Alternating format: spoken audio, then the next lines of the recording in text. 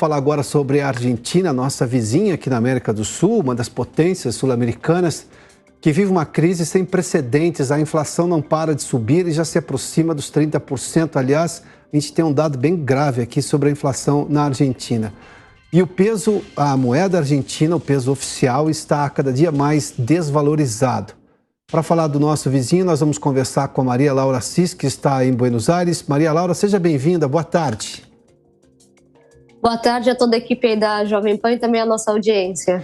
Maria Laura, eu vou só mostrar alguns dados, a gente já conversa já. Felipe, me mostra aqui, porque tem um comparativo da economia brasileira com a economia argentina, porque nós estamos falando das duas maiores potências sul-americanas, aliás, que rivalizaram durante anos e anos quem era a maior economia do continente. Enfim, da importância econômica, até porque, assim como o Brasil tem um agronegócio muito forte, a Argentina também tem um agronegócio muito forte. Vamos lá. Olhando só para a questão da inflação, se a gente pegar, por exemplo, só no mês de maio, que é o dado fechado, em maio a inflação no Brasil foi de 0,47%.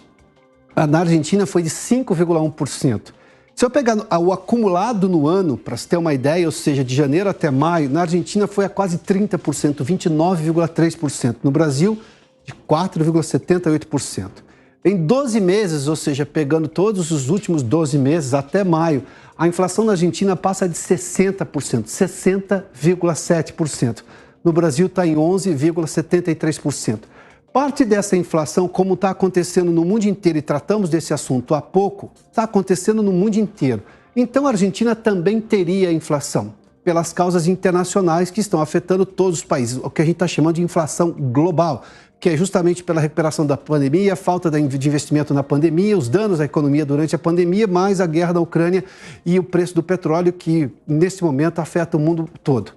Só que boa parte, aqui no caso da Argentina, a maior parte é de erro de política doméstica. E a inflação brasileira, que também sofre neste momento, para os padrões recentes do Brasil, ela é muito menor da Argentina justamente porque as políticas domésticas foram muito mais aprimoradas.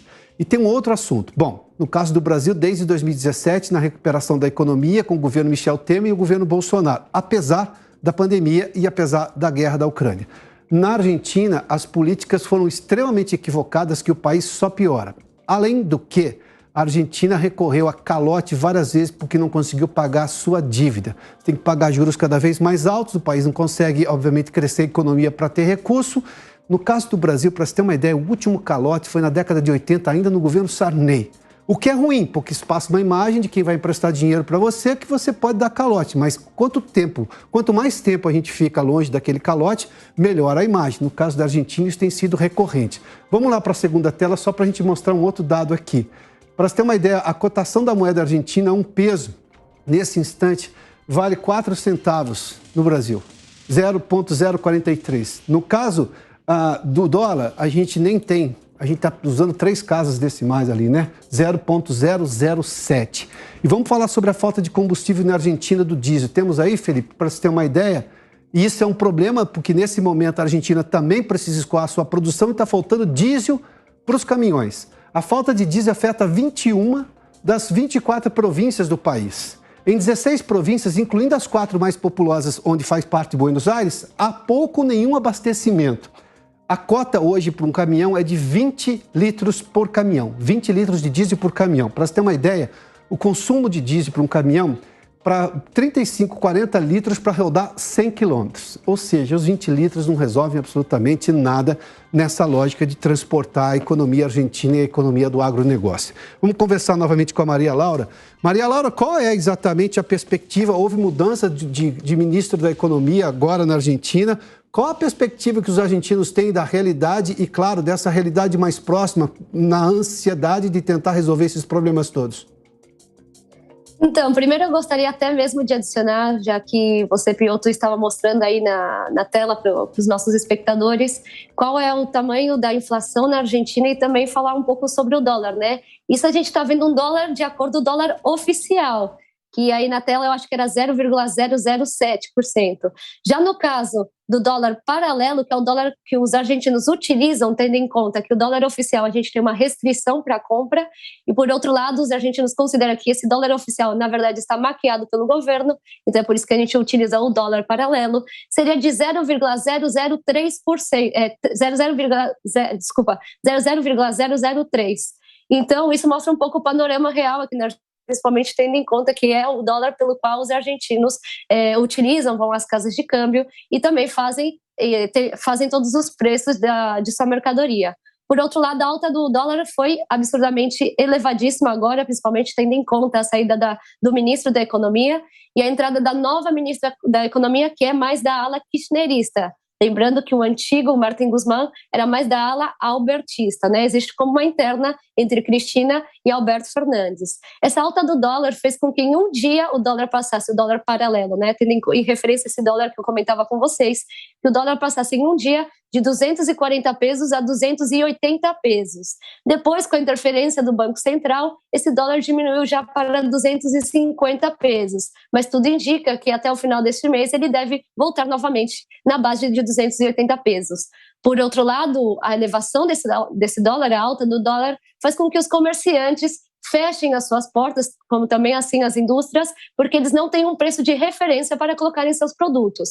E os que decidiram manter abertas as portas estão elevando seus preços sem nenhuma base.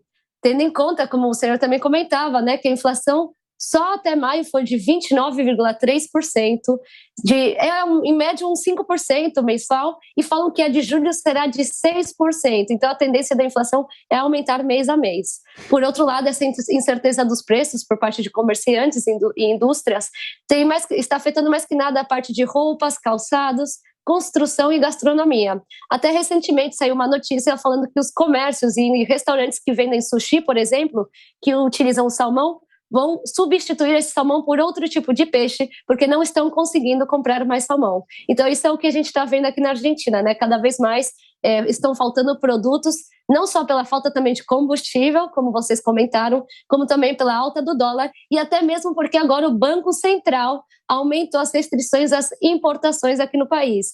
Então, cada vez mais os argentinos se sentem asfixiados por essa política interna, estão desesperados, por outro lado, também porque não estão conseguindo retirar todo o seu dinheiro do banco, principalmente através dos aplicativos online.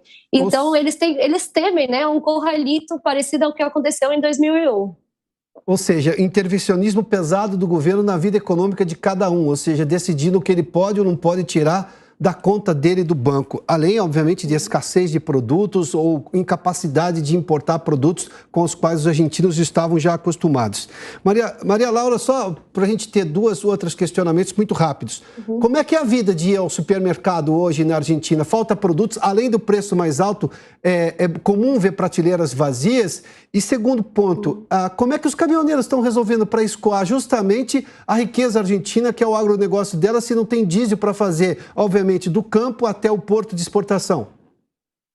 Essa é uma das principais preocupações, né? Porque os caminhoneiros não estão conseguindo trabalhar, não estão conseguindo transportar esse alimento super importante para a Argentina, tendo em conta que a Argentina basicamente vive do agronegócio. E por outro lado, sim, estão faltando já alimentos nas prateleiras aqui no supermercado, até mesmo eles estão colocando cotas por pessoas. Então, por exemplo, você vai comprar um leite, você pode comprar até 2 leites por pessoa. E às vezes, claramente, tem produtos que diretamente não estão nas estantes. Mas sim, já há um faltante de produtos nas prateleiras aqui do nosso supermercado.